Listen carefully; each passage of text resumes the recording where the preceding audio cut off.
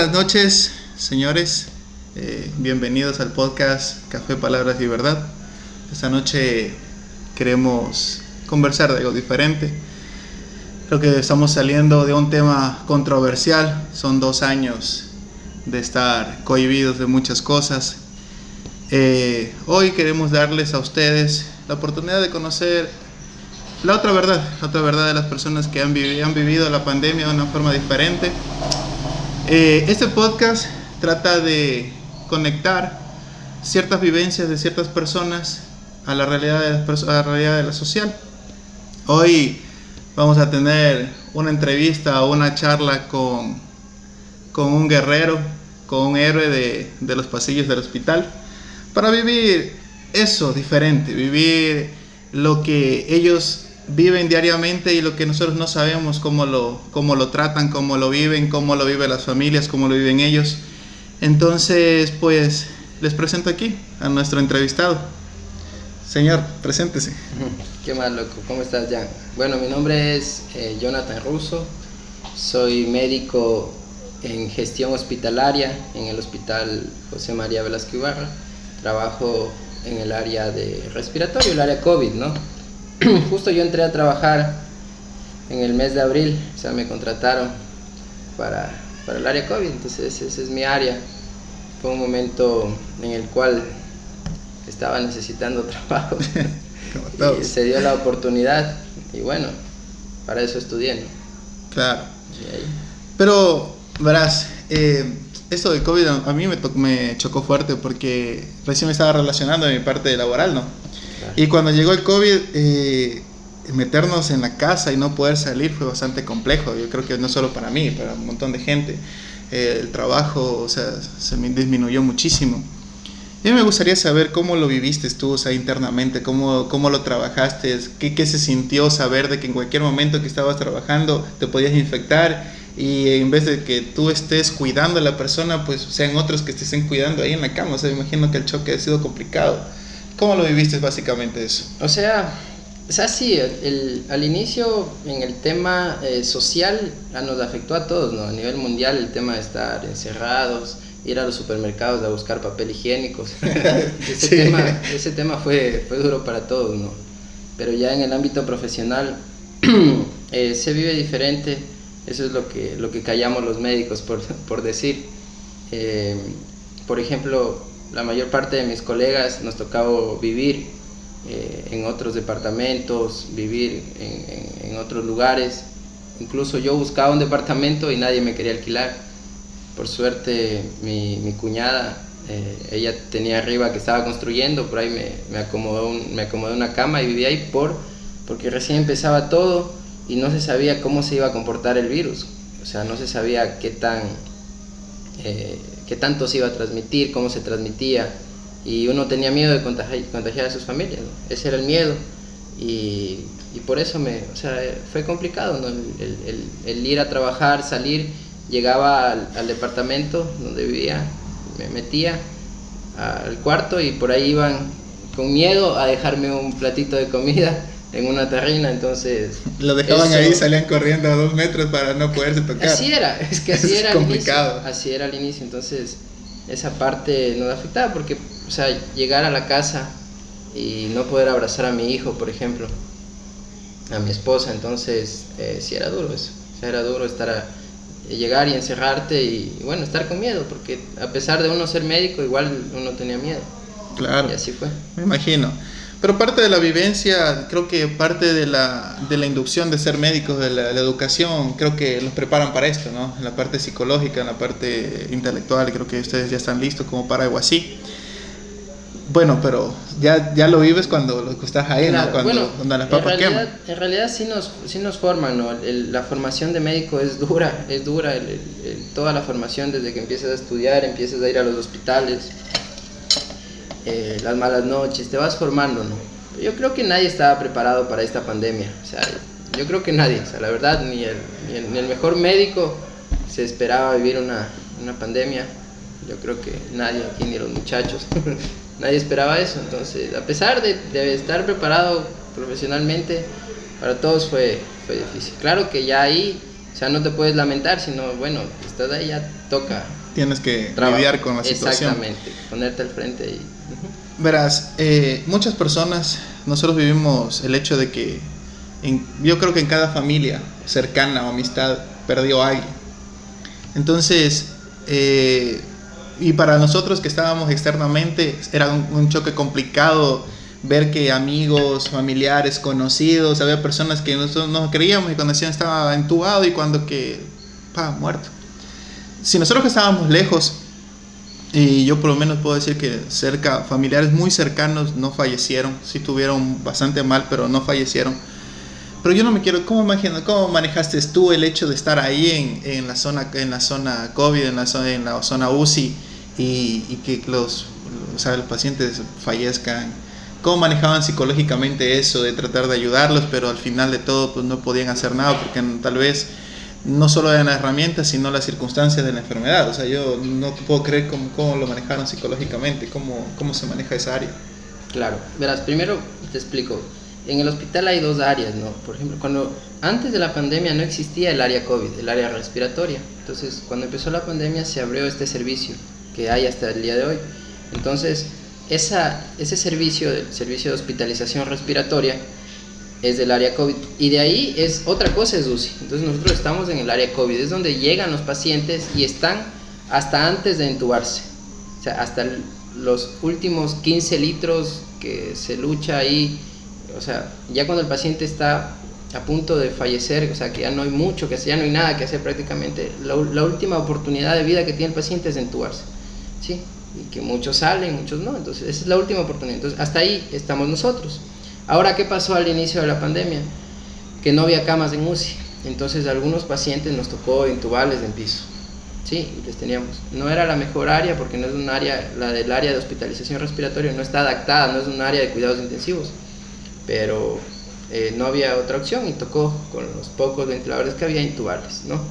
Entonces, y bueno, yo igual, gracias a Dios, nuestra familia no perdimos a nadie, pero el estar ahí fue muy duro, o sea, fue muy duro para todos los médicos que estuvimos en esas áreas. Tengo colegas que hasta el día de hoy justo conversábamos, que no pueden dormir aún, quedaron con un poco de insomnio, porque no pueden dormir. Mis médicos tratantes, por ejemplo, el doctor González, el doctor Díaz, comentaban el hecho de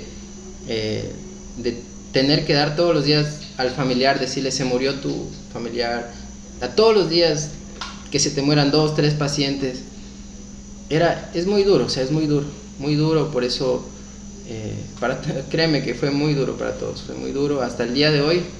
Igual, en mi caso, yo me llevo eso, ¿no? O sea, yo... a partir de la pandemia yo igual tenía un poco de insomnio, hasta el día de hoy siempre me llevo en mi mente los pacientes. Hubieron unos más porque uno crea una empatía. Cuando el paciente está ahí hospitalizado, uno le dice, vamos, luchemos, sí va a salir, y uno crea una empatía con el paciente. Y te vas ese día a la noche despidiéndote del paciente, le dices, ¿sabe qué? Vamos, que mañana nos vemos, y de repente en la noche el paciente fallece o pasa a UCI y tú al siguiente día llegas pensando en él, te vas a tu casa pensando en el paciente y regresas pensando en él, o le escribes a tus compañeros que cómo está, y es duro, ¿no? Es lo que uno no dice como médico, pero que uno se lleva, ¿sí? Sí nos afectó, hay un síndrome que se llama el síndrome de burnout, que produce una afectación, ¿sí? Psicológica. Exactamente, al personal de la salud. A muchos nos ha afectado, cada quien maneja diferente estas situaciones, pero creo que a todos, créeme, que a todos nos ha afectado. Tengo muchos, justo ayer conversaba con mi suegro de cada paciente, no puedo decir nombres, pero tengo pacientes que te digo que yo, o sea, creo esa empatía, y yo tenía ese vínculo, yo tenía la esperanza, y llegaba a mi casa y hasta me ponía a orar por ellos para que salgan, pero no tuvieron esa oportunidad, y sí fue duro. Sí, yo sé de buena fuente que tú también manejaste muchos pacientes fuera del hospital, muchas personas que creen en ti. Entonces, ¿Y eso cómo lo manejabas? O sea, porque una vida es internamente en el hospital y otra vida es la que llevas como médico fuera. Sí, yo de mi trabajo, o sea, hospitalariamente yo me rijo a mi hospital, a las indicaciones de mi hospital, de mis médicos tratantes. Pero, particularmente, ¿cómo te explico? A mí me dio COVID. Justo salgo mis días de descanso porque trabajábamos como 15 días más o menos y descansabas 15. Y presenté síntomas, entonces ahí notifiqué a mi jefe superior, me dijo que simplemente me mantenga aislado, pero me dio un cuadro medio moderado, medio fuerte. Entonces ¿Te asustaste? Obviamente, y bueno, y dije, chuta, si no hago algo me muero. Entonces empecé a leer, tenía mi computadora, a leer la fisiopatología del COVID, ¿por qué? Entonces en base a eso mandaba a comprar, dije, ¿sabes qué? Tráeme esto, por ahí. Entonces comencé a medicarme, a tratarme y comencé a sentir cosas que me hacían bien y a leer, a estudiar. Y bueno, me fue bien. Entonces ahí también se enfermaron unos familiares, comencé a tratarlos y leyendo en base a evidencia científica y en base a mi propia experiencia, ¿no? Entonces en base a eso hay un caso de un paciente amigo de mi suegro, una señora que había salido del IES porque no se quiso entubar. Entonces ella venía, nos contaba, lloraba porque era la amiga y en base me pidió que por favor le revisaran unos exámenes. Entonces yo revisé y dije, bueno, hay mucho que hacer aún, le dije. Entonces ahí me pidió, le dije que bueno, fui a verla a la señora. Estaba muy mal, le habían adaptado, estaba con 2 tanques de oxígeno, una cánula nasal y una mascarilla. Y le fui a ver, conversé con los hijos y en realidad la médico que le estaba viendo, que estaba colaborando en realidad, ¿no? Y les había dicho que sí, o sea, era un caso complicado, ya no había mucho que hacer. Pero bueno, solo fui y comencé a corregir lo que podía, a corregir electrolitos, a mover cosas, a adaptar en base a lo que tú habías vivido. A lo que he vivido, a lo que he estudiado y todo el tiempo es tratar de leer y saber un poco más, o sea, actualizarte en base a lo que también uno va tratando, va cogiendo experiencia y la evidencia científica. Y la señora fue respondiendo y bueno, y está bien, ahora la señora está trabajando, trabaja y para qué, la señora muy, muy agradecida, ¿sí? Entonces, a partir de eso, la señora me recomendó con sus familiares, entonces yo les trataba y así poco a poco fui tratando personas, ¿no? Con todas las medidas de precaución y muchas veces obviamente me tocó decir, ¿sabe qué? No puedo, porque era muy cansado para mí salir del hospital y de repente darme tiempo para ver a un paciente. Muchas personas que tal vez se enojaban, pero doctor, porque es que ya no avanzaba. Pero bueno, sí tuve la oportunidad de atender muchas personas que estuvieron hasta con 15 litros, que estuvieron muy mal, y se dio la oportunidad y gracias a Dios está bien. Más o menos se ha de haber atendido unas 400 personas con COVID así, porque a veces se iba y se atendía a familias. Pero tú te sientes héroe después de todo esto, te sientes como que cumpliste un rol para la sociedad, o como que sientes que era tu obligación hacerlo. Verás, héroe no, o sea, cada quien lo ve a su manera, ¿no? Una es hacer nuestro trabajo, ¿no? Pero ese es mi trabajo, es para lo que yo estudié, es como yo sirvo a la sociedad. Pero bueno, cada quien tiene sus religiones, ¿no? Claro. Pero yo creo en parte que también fui un instrumento para Dios, ¿no? Entonces eso hago siempre, pienso así, que soy un instrumento para Dios y así hago mi trabajo y poder ayudar a las personas. Y héroe no en realidad, sí. Creo que tengo mis jefes, mis tratantes, por ejemplo, que son una bestia, el doctor Rea, entuban. Para mí ellos son héroes porque saben muchísimo. Yo lo poco que sé lo trato de plasmar y ayudar a las personas. Sí. Ajá. Pero ya después de todo, ¿cómo tú manejas? Somos casi contemporáneos en nuestra carrera, somos panas de toda la vida. ¿Y cómo manejaste el hecho de ser joven, y codearte con personas que ya tienen muchos años de experiencia en una situación así, tan fuerte, que se dio a notar muchas falencias y muchas virtudes del área hospitalaria, del área de salud. Entonces, ustedes eran el instrumento, como dices tú, para tratar de salvar la mayor cantidad de gente que se pueda. Entonces, ¿cómo manejaste el objeto de ser joven? No se te hizo, o sea, no sentías que la gente te bajoneaba por el hecho de que tenías poca experiencia, Claro, a tu edad. en realidad en el hospital no, porque en el hospital tú demuestras con conocimiento. O sea, puedes venir joven, pero si sabes, sabes, ¿sí? En el hospital, entonces tú demuestras con conocimiento. Tú ya entras al hospital a trabajar y no es que te dicen, bueno, como es nuevo, venga acá, va a estar con... No, tú entras y bueno, Jonathan te vas a hacer cargo de todo el piso de medicina interna. Y así fue, entonces tú tienes que... Porque ya en el momento en que tú te gradúas como médico tienes que... Se supone que ya sabes, entonces tienes que desenvolver. Claro. Ahora sí era chistoso porque yo iba a los domicilios a veces a atender y llegaba, ¿no? Al inicio igual no tenía mi moto, pero iba en taxi así. Y yo, la verdad, ahorita me puse esta camisa porque yo ando en camiseta, en Claro, jean, sí, a veces ando hasta en bermuda.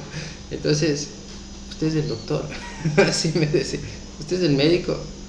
Y yo sí, llevo mi mochila así. En la mochilita sí, del colegio. Claro, sí, como dicen, me hacían de menos, pero bueno, ya la gente cuando veía que empezaba a tratarles y se sentían mejor, se quedaban más tranquilos. Pero Claro. sí, y hasta ahorita me pasa que yo voy a atenderles o van a buscarme. Disculpe, el doctor Russo, ¿sabe dónde está? Y me dice, y bueno, yo sé, ustedes, qué jovencito ha sido, Y bueno, la creencia antigua es, si es joven no sabe. No sabe. La creencia. Ajá. Nos pasa a todos y en Ajá, todas las áreas, pero- creo que es un problema muy Pero en grave. realidad te cuento que, bueno, cada quien sabe lo que sabe, pero en realidad los jóvenes estamos un poquito más actualizados, los médicos antiguos tienen bastante experiencia, pero hay que seguirse actualizando. Claro, Esa los es la métodos. ventaja que tenemos nosotros, estamos nuevitos y deseosos de conocimiento. Entonces, Todo lo nuevo funciona bien. entonces, Dicen. claro, entonces eso debería plasmarse en todas las áreas, en todas las profesiones, porque eres nuevo y dicen no tiene experiencia y no te cogen, o no te contratan. Ese es otro tema Ajá. que tenemos bastante dificultad en nuestro país, que para tener un área de trabajo te piden 5 años de experiencia y recién Exactamente. estás saliendo. Es una locura, pero bueno, Eso es es una locura. Oye, y después de todo, ¿no? Después de haber vivido lo que dices, la parte psicológica, el área de trabajo y todas las cosas, ¿cuál fue la anécdota más fuerte que has tenido? O sea, ¿cuál crees que fue la situación más complicada, más dolorosa, o tal vez una anécdota chistosa que te pasó cuando estuviste internamente? O sea, no sé. O sea, muchas anécdotas sí, pero bueno, no te puedo decir por nombres de pacientes. Cada paciente está aquí en mi mente, pero algo interesante que me pasó fue tratarle a mi suegro que le dio COVID en la casa. ¿Ya? O sea, porque normalmente uno como médico no debe tratar a los familiares, pero me tocó.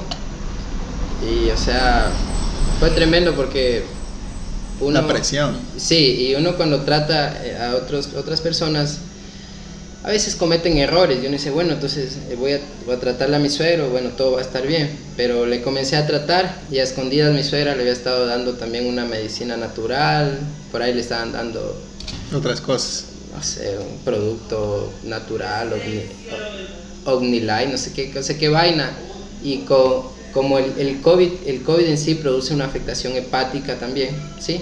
Puede producir una hepatitis, una afectación hepática, más estarle sobrecargando de productos naturales que le daba la una más otro, entonces, y aparte el paciente había estado desde antes porque fue un problema que se dio aquí que la gente tomaba puro para prevenir el COVID, entonces el paciente todos los días se mandaba una copita y hacía gárgaras y se la mandaba, entonces tenía afectación, más lo que le dieron y yo no sabía por qué. Entonces ahí me senté y les dije, pero ¿qué pasa? Ahí me cuentan.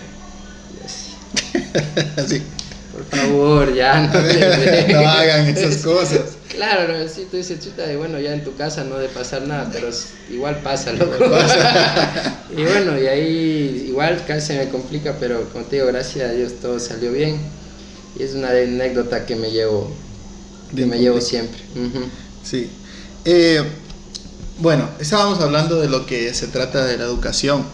¿Tú crees que después de todo las universidades los formaron para enfrentar algo así? Porque tenemos que, si nos vamos a la historia, la pandemia más grande, la última pandemia que hubo grande, que fue con la fiebre española, que fue en la Segunda Guerra Mundial, ya han pasado casi 100 años. Entonces, es complicado, es como que ya no entra en la memoria y piensan que eso nunca va a pasar. Entonces, ya no te instruyen como para llegar a algo así. No fue en el siglo XVI, creo. No estoy seguro. La peste negra sí. La fiebre española fue en la Segunda Guerra. Entonces, por eso es la última pandemia. Fue casi toda Europa, solo en Europa. Pero para lo que es ahora, que yo la verdad, cuando pasó en China, yo nunca pensé que iba a llegar aquí, la verdad. Chinos desgraciados. La verdad. Desde allá, o sea, fue complejo. Entonces, yo digo, ¿ustedes creen que estaban preparados académicamente para eso? ¿O tú crees que faltó un poquito más de instruir en forma general en todas estas áreas para poder llegar a esta instancia y no poder tener tantas dificultades? Bueno, yéndome del tema, era chistoso, ¿no? Porque al inicio, cuando pasó en China, yo la verdad no pensaba, ¿no?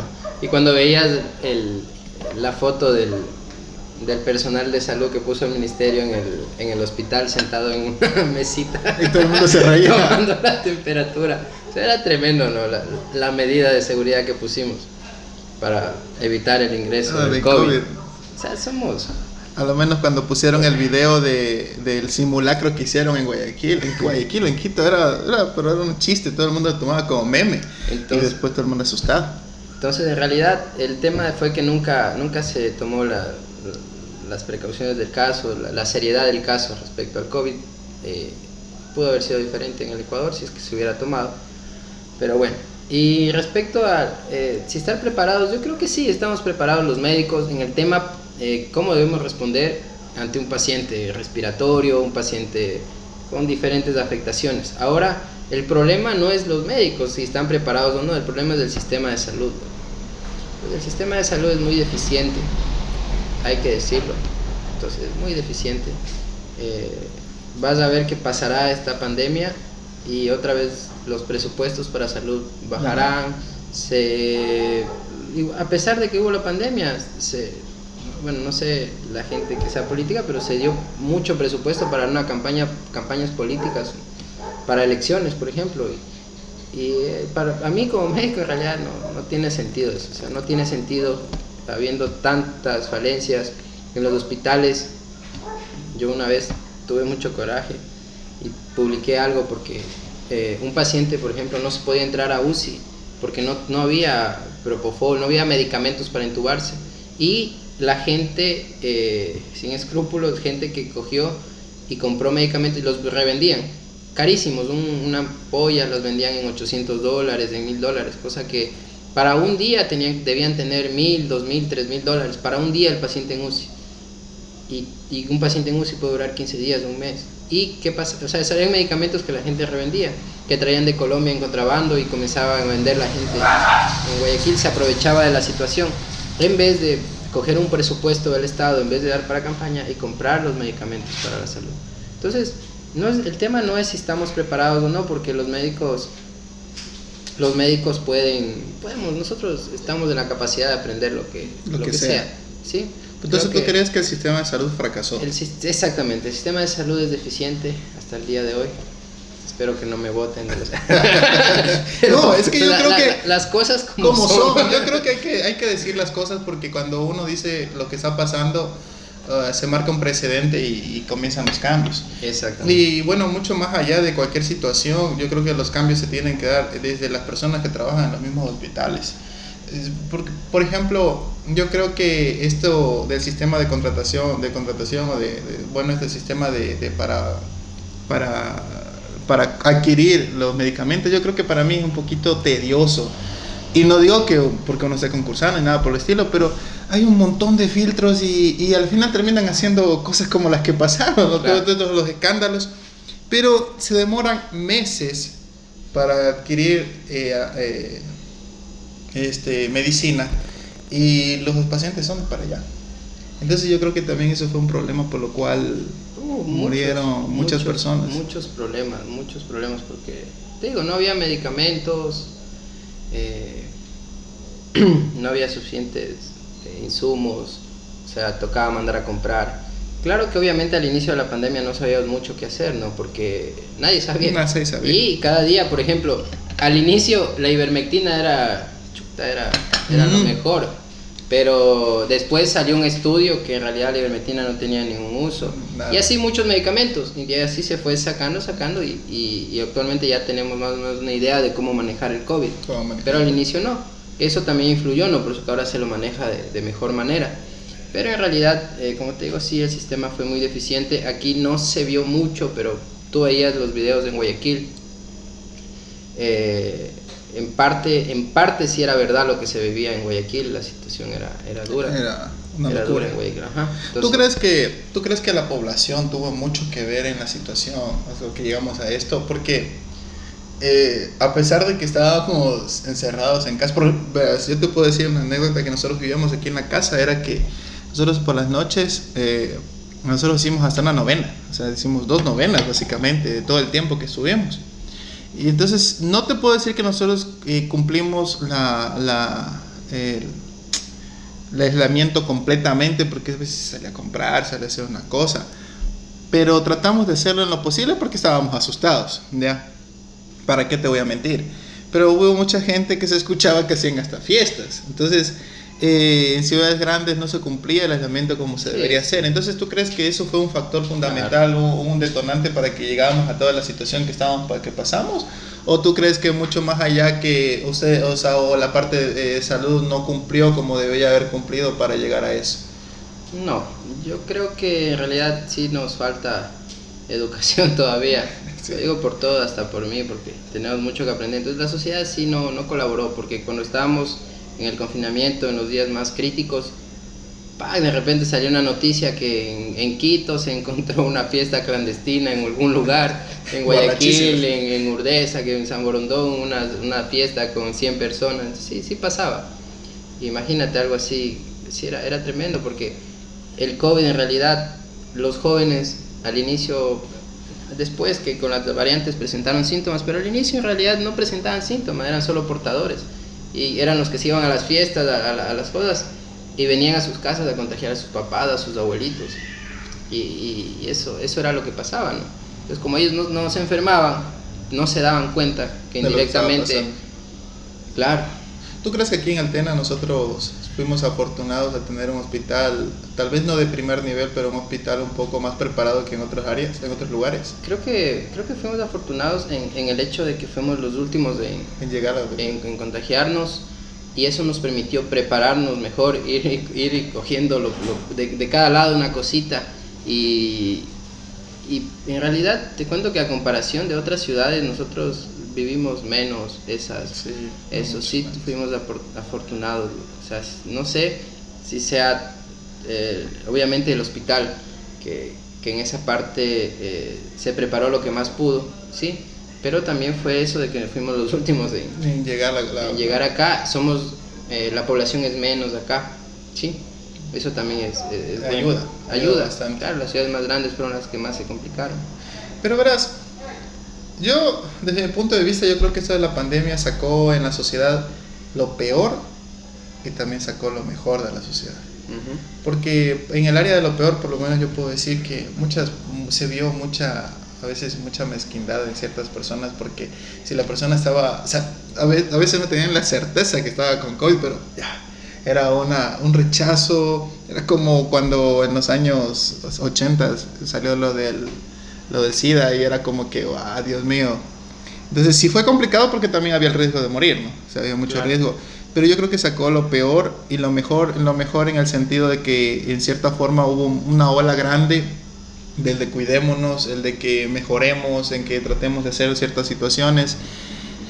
Pues no sé cómo tú lo vives, cómo lo viviste en el área de tu trabajo, esa parte, porque yo imagino que no todo el mundo de los que trabajaban en el hospital lo manejaron de la misma forma, pues no todo el mundo trataban de a riesgo de vida por salvar a otra, sino claro, que a veces trataban más de cuidarse a uno que claro, cuidar.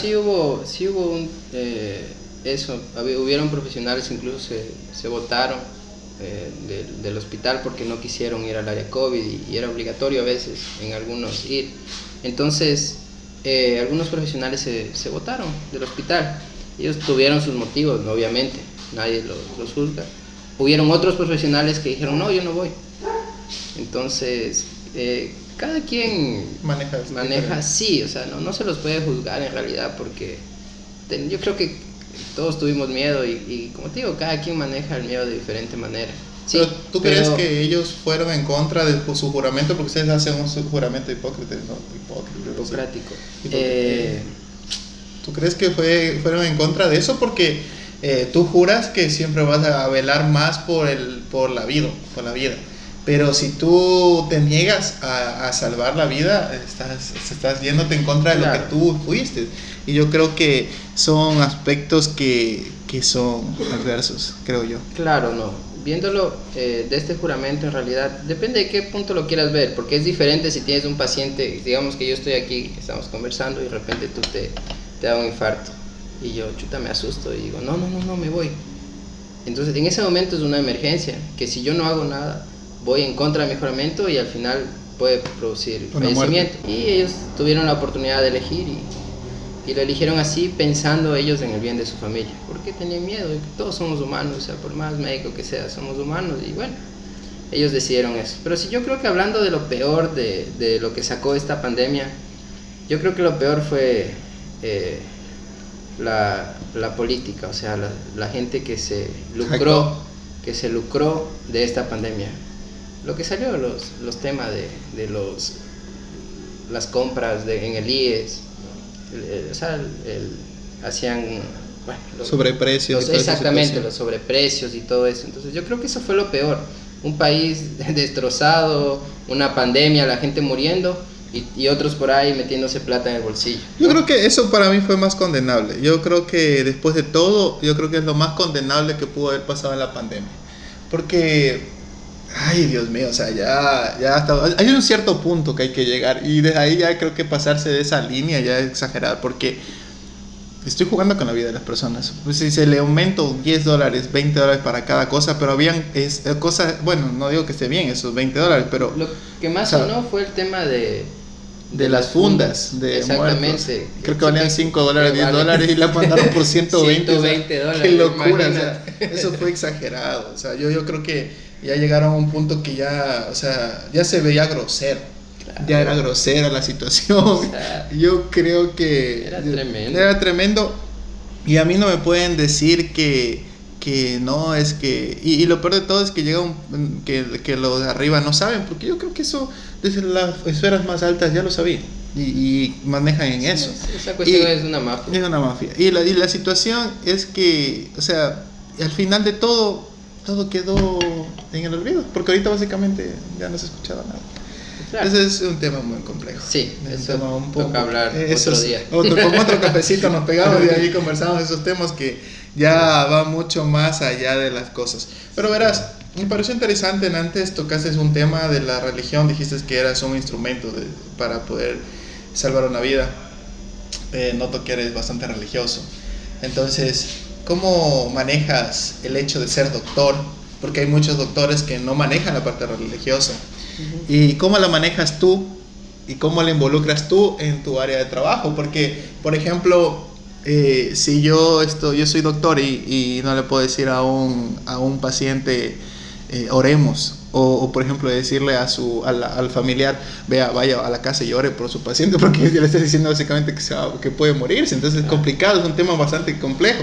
Claro. Entonces no sé cómo lo manejas tú o cómo lo llevas. O sea, normalmente, o sea, no se mezcla eso, ¿no? Porque tú no sabes qué religión tiene las personas, y no es de ser religioso en sí, ¿no? Porque, o sea, ser religioso es pegarme en el pecho o botarme al piso. No es de eso, es tener un estilo de vida diferente en base a la palabra de Dios. Es de eso nada más. Y en base a eso, cuando hay la oportunidad, o sea, uno se da cuenta y el paciente mismo te lo dice, sabe que estoy orando, entonces tú dices, bueno, ore, eso. Y si no, simplemente no se mezcla, porque cada quien tiene su religión y en la parte profesional no se puede hacer mezclar. Eso. Exactamente, solo si hay la oportunidad, y eso es algo ya personal, ¿no? Es algo personal que cada médico maneja y tiene sus religiones o no. Ya, pero bueno, también topaste el tema de la familia. Tú tienes una familia joven, son una familia joven, pero a veces por ser joven uno a veces tiene cierto grado de madurez en ciertas situaciones. ¿Cómo se manejó? ¿O tú crees que estuvo bien la forma como se manejó la comprensión de tu familia internamente? Porque yo te puedo dar un ejemplo. Mi mamá trabaja en el seguro, trabaja en el área de limpieza. Y las personas que trabajaban ahí en el seguro, en todo lo que es el área hospitalaria, tienen que estar inmersos, sea doctor, sea enfermera, sea limpieza, sea auxiliar, todos tienen que estar ahí.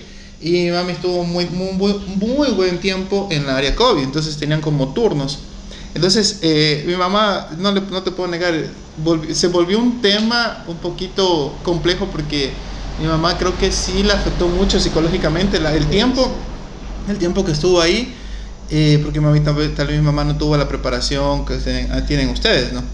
Pero fue complejo, pero nosotros en casa tratamos que cuando estaba aquí tratamos de no conversar mucho del tema para que, o sea, no se vuelva tan fuerte, o sea, la manera como lo manejaba. Y en la casa cuando ella llegaba sacaba todo, venía un montón de cosas. Ya, entonces yo no sé cómo lo maneja, y eso que mi mamá con mi papá ya tienen 29 años de casados. Entonces, ¿cómo manejas una relación joven? Un tema tan complejo, ¿no? Porque tú llegues a tu casa, pases 3 días en el hospital o 2 días en el hospital, y aunque llegues a tu casa no puedes estar con tu familia. O sea, eso no sé cómo lo estás manejando, cómo lo manejaban. Verás, respecto a lo que topaste el tema y lo que hablamos anteriormente, sabes que para mí quienes son héroes en realidad es el personal, por ejemplo, el personal de limpieza, el personal de enfermería. Son los que más se sacan el aire. O sea, tú dices, es que el médico, el doctor, sí, nosotros tenemos el conocimiento y todo, ¿no? Pero hay otras áreas en la salud que no se toman en cuenta a veces, o no se sacan, no se recatan. Por ejemplo, el área de limpieza en este tiempo de COVID, ellos sacaron el aire. O sea, fundamental. Sacaron el aire y fue tan fundamental en esto. La licenciada, el personal de enfermería, uno va, pone indicaciones, y uno se va, ¿no? Quien queda ahí todo el tiempo con el paciente es la licenciada. Que tienen que entrar una y otra vez con ellos. O sea, hay que sacarse el sombrero, o sea, con el personal de enfermería, el personal de limpieza. En realidad, si vamos a hablar de ellos, yo creo que sería de ellos. Por ahí va la situación. Sí, oye. Y bueno, el tema como médico, bueno, para mí sí ha sido un poco duro el tema. Recién estoy empezando en el área profesionalmente, entonces me toca ahí esforzarme un poco más, y a veces sí se descuida un poco el hogar, la familia, entonces hay que trabajar bastante en eso. Por suerte he tenido una esposa muy comprensiva en ese sentido. Dayana siempre me ha comprendido, pero igual sí es duro porque no se pasa en la casa, tener que haces turnos de 12, 14 horas, llegas a dormir, al siguiente día otra vez al hospital y no tienes fuerzas a veces para jugar con tu hijo, o sea, solo llegas de un rato, entonces es duro, ¿no? Pero después te adaptas y tratas de buscar, organizar tu tiempo para hacer las cosas. Ajá. Claro, sí. Pero bueno, yo creo que mucho más allá, bueno, tú la pones como que, o sea, fácil porque, o sea, dar detalles es complicado, pero yo creo que debe ser bastante difícil manejar ciertas situaciones. Verás, dentro de tu área de trabajo, ¿con cuáles doctores bueno, me hago mejor la pregunta? ¿Hubieron algún compañero tuyo de trabajo que falleció en el tiempo de pandemia o estuvo hospitalizado con ustedes? Aquí en el hospital del Tena, sí hubieron casos de compañeros que también se enfermaron, pero no estuvieron hospitalizados, pero tuvimos casos de colegas que se enfermaron. La mayor parte de médicos de aquí, muchos no son de aquí, ¿sí? Muchos son de otras ciudades, entonces ellos se enfermaron sus papás en Ambato, en Quito, y los trajeron acá. A los papás. Ajá, porque allá no había espacio, incluso acá había una mejor atención, entonces les trajeron acá y se les trató a los papás de aquí. A los papás, gracias a Dios todos salieron bien, pero sí tuvimos, dos colegas que fueron mis profesores, que sí fue muy doloroso. Por ejemplo, el doctor Palacios, médico cirujano del hospital del IES, uno de los mejores cirujanos de allá de Ambato y del Ecuador, joven, haber tenido unos 40 y algo, no estoy seguro, pero falleció por el COVID. Estuvo en UCI, luchó hasta el final, pero falleció y fue tan lamentable. Asimismo tuve otro doctor que me dio medicina legal. Fue como que hace unas 2 semanas conversé con él por chat haciéndole una consulta. ¿Recién? O sea, no, cuando pasó eso. Ajá. Y después de eso me enteré que ya había fallecido y preguntando, ya había sido por COVID. Pero igual, a veces muchas personas fallecieron de forma insofacta, o sea, muchas personas tuvieron el COVID y fueron evolucionando y llegaron a fallecer después de un mes, 2 meses, pero otras era como que, sí, o sea, era muy, muy rápido, les daba algunos paros. No, es que el COVID es bien agresivo, o sea, el COVID es agresivo. Ahora, ¿qué pasa? Muchos pacientes están afectados por COVID, y ¿qué pasa? Unas se están automedicando y se aguantan. Entonces, ¿qué pasa? Tú cuando estás saturando 90, ¿sí? Tú no te das cuenta, por ahí sientes un poquito de fatiga, pero dices, no estoy bien. Baja a 88, 87, ya te sientes más fatigado, pero ya esa baja y tú no te das cuenta que tu mecánica respiratoria ha aumentado, ¿sí? Entonces, fuerte. Exactamente, estás respirando más fuerte. Pero ¿qué pasa? El paciente se aguanta, por ahí se está tomando algún medicamento, está tomando un poquito de puro, como te decía, y no se da cuenta, pero el COVID ya está haciendo daño, ya los marcadores de severidad están altos, el dímero D, la ferritina, y de repente decayó el paciente, está saturando 80%, ya con 2 litros no es suficiente, toca poner 6 litros de oxígeno, el paciente entra, psicológicamente se decae, o sea, es tremendo. Y el COVID, teníamos radiografías de un día a los 2 días, copado ya todo el pulmón, es agresivo el COVID. ¿Y qué pasaba cuando la gente no iba a tiempo al hospital? ¿Sí? No iba a tiempo, sino que se aguantaba, se automedicaba. Sí, otro error que tuvimos bastante en el hospital era muchos médicos que no trataban mal a los pacientes, o sea, no se actualizaban o no tenían un buen criterio al momento de tratarlos. Entonces abusaban en el uso del corticoides, de la dexametasona, sobre todo cuando no requerían, ponían antibióticos cuando no era necesario, antibióticos intravenosos. Toma en cuenta que el COVID es un virus, claro, no necesita antibiótico, a menos cuando en realidad haya una sobreinfección bacteriana, que eso nosotros lo valoramos con exámenes, pero si no necesita. Pero muchas veces se les ponían y eso afectaba más el cuadro y ya llegaban muy complicados al hospital. Entonces, y más del COVID, como te digo, sí es agresivo, o sea, son días primordiales que tenemos para hacer algo, y si el paciente no va rápido o ya se ha automedicado, eso complicaba las cosas. Ahora, ¿tú crees que con la vacuna será la solución de toda la situación? Porque, ha disminuido bastante, ya no se escucha, tal vez puede ser una política de no hablar tanto de esto por activar la economía, pero tú que lo vives internamente, ya después de todo lo que se ha vacunado, porque en Napo, la verdad no tengo cifras exactas, pero ya se ha vacunado una gran parte de Napo. Creo que somos la primera provincia en la Amazonía ya con casi la totalidad de vacunados. No manejo datos yo. Entonces, ¿tú has visto una disminución agresiva o solo progresiva de las personas que están ya en UCI o de las personas que acuden por una consulta por la situación del COVID? Aquí en el Tena, en realidad sería en la provincia de Napo, porque el hospital de aquí maneja todos los casos. Sí ha habido un descenso importante en los números de casos de COVID, porque no tenemos muchos pacientes como era antes, prácticamente no tenemos. Los únicos casos que han habido en estos últimos meses ha sido de los pacientes que no han estado vacunados, ¿sí? De ahí sí, el área se mantiene porque hay sospechosos, cualquier paciente que ingrese sospechoso ingresa, se hisopa hasta esperar el resultado, pero muy pocos los casos, ¿sí? Ha habido por ahí variaciones que de repente hay sube un poquito, pero mínimo, ya no es como antes. A los picos y vuelven a disminuir. Y eso se debe, en realidad hay que decirlo, es a la vacuna. A la vacunación, ¿tú crees que a fue la efectiva? vacunación. Fue efectiva. Sí, en parte, se actuó sí. bastante Claro bien, sí. me pareció.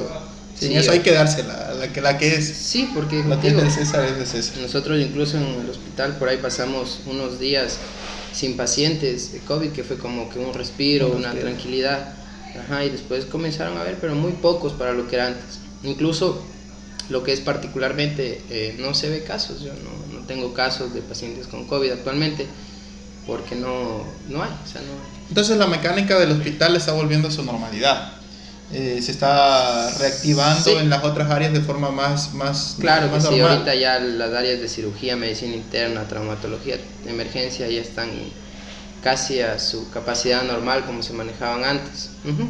Claro, sí. me Solo parece que ahora, interesante. como te digo, hay esa nueva área que no existía antes, el área de hospitalización respiratoria, que no existía antes. ¿Tú crees que se mantenga o va a llegar algún momento que se va a desfallecer? O sea, Sí, yo creo que se va a mantener. Esperemos que en algún momento pueda desaparecer, que digamos, ya no hay casos de COVID, no va a haber más, y pueda desaparecer, fuera el éxito. Pero por el momento sí se va a mantener, porque todo paciente sospechoso toca aislarle, hisoparle y esperar. ¿Sabes qué? El otro día leí una nota donde decía, bueno, es extraño, ¿no? O sea, lo bueno y lo malo que pasa por ciertas situaciones. Y decía que en el mundo había una cierta cantidad muy alta de personas que morían por gripe normal. Pero por esa situación del COVID, que ahora todo el mundo se cuida, pues se pone la mascarilla, que se pone el gel, tantas cosas que uno, el alcohol ya le damos un centavo y ya de una el alcohol, y se trata de cuidarse en lo mayor posible. Decía que la gripe estaba desapareciendo.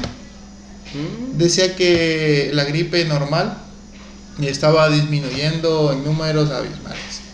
Entonces, por un lado, decía ahí que esto de la gripe, o sea, esto del COVID ha ayudado a disminuir ciertas situaciones, pero bueno, también tuvimos Yo creo que sí, debe ser, porque fíjate, ahora usamos mascarilla más y eso disminuye el riesgo de contagio, no solo para COVID, sino para otras enfermedades. Por ahí, no todos, pero muchos ya ahora nos lavamos las manos más seguido, nos desinfectamos y eso disminuye. Antes de realidad no hacíamos eso, o sea, muy raro tú te lavabas las manos porque sí, o sea, te lavabas las manos solo para comer y ahora no, ahora ya tenemos esa costumbre y eso es bueno. Claro, por ejemplo, yo me toca bañarme 4 veces en el día. Te va a salir brillo. Te va a salir brillo. Si me toca bañarme, me voy a ver un paciente a la casa para bañarme, ahí salgo otra vez a ver a otro paciente, voy al hospital a mi trabajo, salgo a bañarme, entonces así ya se te hace normal. Claro. Te voy a hacer una pregunta un poco complicada. No complicada, pero creo que bueno, tal vez la vayas a responder sencilla para ti, pero muchas personas he escuchado bastantes en la tele y en redes, y hay muchas personas que tienen como la contradicción de hacerlo o no hacerlo, yo sé que tú tienes un niño. Y lo que es la vacunación a los niños de menores de 12 años, creo que están haciendo, de 10 años. Entonces, algunos dicen que es una carga viral muy fuerte para un niño y que no saben, porque muchas personas, bueno, por lo menos a mí no me dio, pero hay muchas personas que les dio síntomas después de la vacunación, les dio dolor de cabeza, mareo y ciertas cosas, porque algunos cayeron en cama. Entonces, algunas personas tenían mucho miedo de hacer la vacunación a los niños. Tienen mucho miedo. Y es como un tema controversial porque no saben si hacerlo o no. Entonces, ¿tú qué podrías decir en ese caso? Sí, sabes que sí me han preguntado mucho algunos pacientes. Y es controversial porque en realidad los niños no presentan mayor sintomatología por COVID. O sea, ningún niño se pone grave. O sea, incluso la mayor parte de niños que ingresaron al hospital con sintomatología respiratoria, por neumonía, todos salieron negativos, ¿sí? O sea, no hubieron los niños que en realidad se complicaron. Entonces ahí tú dices, ¿para qué vacunarles, no? Pero el tema es que los niños son los portadores, el vector que, por decirlo así, ¿no? El que va a transmitir, a llevar el virus a la casa. Ese es el problema. Pero si, por ejemplo, estamos ya vacunados todos los adultos, o sea, están vacunados los abuelitos, los papás, nadie se va a contagiar. Y en realidad sí da miedo. O sea, por ejemplo, si me dices a mí, sí lo pensé 2 veces en firmar para que lo vacune a mi hijo, pero creo que sí le voy a vacunar. Pero muchas pacientes me preguntan y yo sí les digo las cosas como son y les digo que ellos decidan. O sea, que ya es una decisión de los padres, porque, como te digo, decirte, no, ¿sabe qué? A su niño no le va a pasar nada, sería mentirte, porque no sé, porque sí produce una reacción la vacuna, ¿sí? Hay que ver cómo se comporta. Por ejemplo, decía yo, esperar que otras personas se vacunen para ver cómo responde, pero bueno, yo creo que ya es una decisión de los padres. Yo creo que estás en el libre derecho de decir, no quiero vacunar a mi hijo por el momento y esperar, ¿sí? Porque a la final sabes que tu hijo no se va a complicar, pero en algún momento tal vez lo tengas que hacer, ¿no? Yo, o sea, de mi parte como padre, yo creo que sí le voy a poner la vacuna. Obviamente me tocará estar pendiente. Esperemos que los niños, por el hecho de que ellos vienen ya recibiendo otras vacunas, entonces en ellos puede ser que la reacción sea menos, ¿sí? No es la diferente en nosotros, que sí nos da una reacción fuerte, no a todos, pero sí. O sea, a mí sí me dio una reacción. Mi esposa igual casi la tumba la reacción de la vacuna, y a muchos así les ha dado, verás. Yo incluso tuve una paciente que se vacunó ahí en el hospital, era del distrito, creo que era, y me llegó a los 15 minutos, 20 de la vacuna, le dio una bradicardia. O sea, la frecuencia cardíaca bajó, pero fue bastante, bajó como a 34, 35, o sea, ya se iba a morir. Ya se iba a morir. Claro, entonces tocó ponerle un medicamento y todo, o sea, fue una reacción fuerte de la vacuna que dio. Entonces sí. Pero eso es uno de cada 100 o cada 1000, como debería no ser. sé exactamente las estadísticas, pero muy poco reacciones tan fuertes. De ahí sí a todos, la mayor parte, fiebre, dolor de brazo, diarrea, te daba como un cuadro de COVID pero leve, te da un poco de tos, algo así. Pero tú crees que por lo normal cuando tú lanzan una vacuna demora muchos años para hacer las investigaciones y tantas cosas? ¿Tú crees que fue muy rápida? Claro que sí, que fue rápido. Entonces sí había miedo. O sea, sí había miedo, porque para hacer una vacuna son años de pruebas, de investigaciones, 5 o 10 años para en realidad hacer una vacuna. Pero tocó, o sea, no había otra opción, porque si no, bueno, ponte que no hubiera vacuna ahorita, siguiéramos igual en confinamiento, con casos de COVID, no había otra opción. Sí fue arriesgado, la verdad, pero yo creo que tuvimos suerte y mira, estamos mejor. Cuando recién llegó la vacuna aquí, nosotros fuimos los conejillos de India, porque llegó la vacuna. Y claro, nosotros en el hospital, las primeras vacunas que llegaron al Ecuador nos pusieron a nosotros en el hospital. Y era chistoso porque, o sea, nos iban a poner la vacuna y habían alistado un área para meterlos. O sea, de que si por si acaso alguien estaba listo para entubarte. O sea, que tú llegabas pero ¿para qué eso? No, es solo por si acaso. No sí, ¿no? Y te ponían la vacuna y te hacían esperar ahí como 45 minutos. ¿No? A ver si te moría. A ver si no te morías, ¿no? Pero mira, esas cosas nosotros no sabíamos. Por ejemplo, esas cosas, yo, si me vienen a preguntar eso, normalmente yo no sabía. Mira, tú eres la primera persona que dice, claro. O sea, que lo escucho y es complicado, o sea, viendo la práctica, claro, mira. Pero fue como que no había otra opción porque estábamos en el área COVID, entonces ya.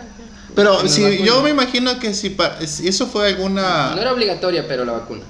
Sí hubo médicos que dijeron no, pero yo me imagino que para que pongan esa área, o sea, o por lo menos algo para, por si acaso, me imagino que ya alguna vez le haber pasado algo a alguien para tal vez sí hubieron casos reportados por ahí en otros países de entonces reacciones fuertes inmediatas, porque inmediatas. Sí. Porque me imagino que eso. Pero, ¿tú crees que esto marca un precedente ya en sí? Primero para la educación, para las universidades, para el sistema educativo, comenzar a investigar más. Yo creo que el COVID, desde mi ignorancia, ¿no? Yo creo que el COVID en cada país se manejó diferente. Mira, en Brasil fue una locura. En Brasil, en México también murió mucha gente. En Estados Unidos, imagínate que un país de primer mundo, se supone que el sistema médico de Estados Unidos es súper bueno. Claro. Y murió exageradamente Así gente. es. Y otra cosa que a mí sinceramente no me cabía en la cabeza, China, siguen teniendo más de 1.000 millones de personas, lo controlaron de una manera tan efectiva. Bueno, también la maquinaria que manejan ellos es otro nivel, ¿no? Claro. Pero, o sea, pero con tanta gente no dejaron que, o sea, que muera tanta gente, o sea, si me entiendes, con la cantidad de población que tienen. Pero ¿tú crees que la área académica de los países tiene que comenzar a hacer sus propias investigaciones para que esto no vuelva a ocurrir? O sea, Y tener ya un eso fuera plan el piloto. éxito de esta pandemia, ¿no? Que marque, como dices, un precedente y que se tome a partir de esto en cuenta a las universidades. Es que, o sea, es complicado porque tú sabes que todo se necesita plata. Claro. ¿Y dónde? O sea, debe haber presupuesto a las universidades para que haya investigación. Es que no hay investigación. O sea, si tú me dices de la universidad que yo me formé, investigación muy poco. O sea, en las universidades, en todas las universidades públicas igual. No hay, para tú investigar necesitas recursos, Dinero. Exactamente. Y deberíamos hacer investigación como en otras universidades, en Estados Unidos, en Europa. Se necesita presupuesto para investigar, para hacer ensayos, pero no hay, o sea, no hay el apoyo, por decirlo, pero deberíamos, porque créeme que nosotros, los latinoamericanos, los ecuatorianos, somos bien inteligentes, bien capaces, pero lastimosamente no se explota eso, no nos dan la oportunidad de hacer. Entonces, ¿qué hacemos? A veces hay unas personas que logran salir del país y se va el ecuatoriano a Alemania y dicen, Ya está bien. es investigador en genética y no sé qué, pero lo mismo pudo haber hecho aquí en Ecuador. Pero es que no hay. Esa es la fuga de cerebros que dicen. Y no hay la posibilidad, pero aquí hay tantas personas que pueden aportar mucho, pero lastimosamente estamos enfocados en otra cosa. En otra cosa, Entonces no hay la oportunidad. Pero sí se debería, y bueno, esperemos que se pueda luchar por eso, ¿no? Que se pueda luchar por eso para que las universidades tengan más presupuesto para hacer investigaciones que valgan la pena. O sea, a partir de esto del COVID se puede hacer muchísimas investigaciones. O sea. Bueno, sí. Oye, ¿y tú crees que la infraestructura de los hospitales del país, o sea, te estoy hablando de la infraestructura física, cumplió su rol o faltó?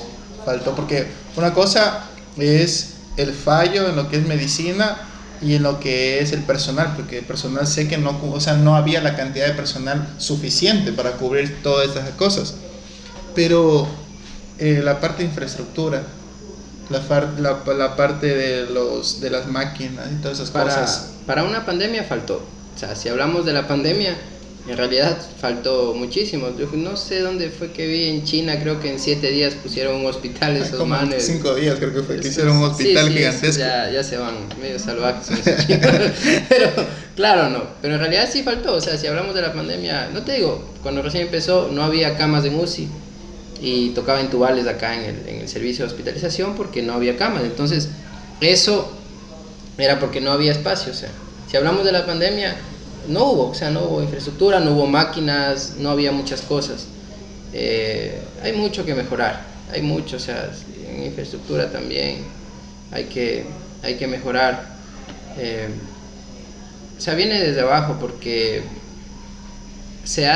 para hacer un hospital, hacen un presupuesto de un valor inmenso, pero al final cuesta solo la mitad y la infraestructura del hospital está hecho a veces en malas condiciones, con productos que, bueno, no sé yo de ingeniería civil, pero con cosas que no eran de hacerse y al final a los 3 meses por ahí ya están goteando por un lado, se daña no sé qué cosa y eso los pasa. aires acondicionados no funcionan. Eso pasa exactamente y no se da el mantenimiento y eso es lo que se vive en los hospitales en el Ecuador. Entonces ustedes tienen un problema bastante fuerte en lo que es infraestructura y en lo que es su herramienta, básicamente su herramienta de trabajo, porque ustedes básicamente se manejan ahí. Claro. O sea, si es que en un hospital no tienen esas facilidades, no me quiero imaginar cómo se manejarán en los satelitales. Imagino que debe ser mucho más complejo trabajar en un área así. Es más complejo. En realidad aquí el hospital es muy bueno porque es nuevo. O sea, por ahí tiene sus cosas, pero es nuevo el hospital, entonces responde bien. Tienen que dar mantenimiento a muchas cosas, pero se ha mantenido. Pero en los centros de salud sí es complicado, o sea, sí es complicado, no hay una buena infraestructura, no hay equipos. Te digo porque yo también hice una medicatura rural y yo hacía en el centro de salud número 2 de la Simón Bolívar y era una infraestructura vieja, o sea, fue vieja, pero ahí nos tocaba atender, se atendía partos y todo eso, entonces sí hay mucho que mejorar en todo en general. Bien.